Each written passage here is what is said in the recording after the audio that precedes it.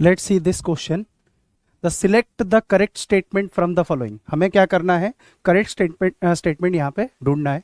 तो first statement क्या है, atoms of all elements are composed of two fundamental particles। it is wrong because atom में क्या क्या particles होते हैं, तीन particles, जिसको हम लोग fundamental particle कहते हैं, इलेक्ट्रॉन, प्रोटॉन एंड न्यूट्रॉन। तो इसका मतलब ये वाला जो स्टेटमेंट है वो हमारा इनकरेक्ट है। चलिए फिर उसके बाद नेक्स्ट स्टेटमेंट है, the mass of the electron is 9.01039 into 10⁻⁻31। It is 9.1।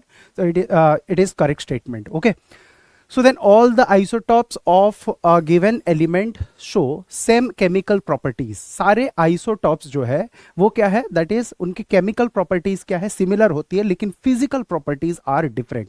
so that's why this statement is also correct।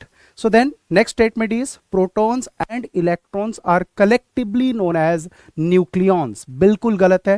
Nucleons होते हैं वो आपके क्या होते हैं, जो न्यूक्लियस के अंदर पार्टिकल होते हैं, और न्यूक्लियस में कौन से पार्टिकल्स होते हैं, proton and neutron. So that's why this statement is wrong.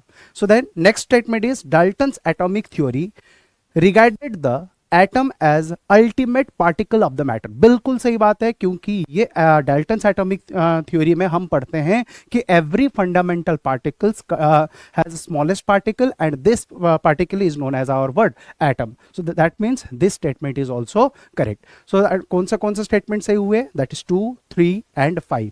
2, 3 and 5 only. Clear है?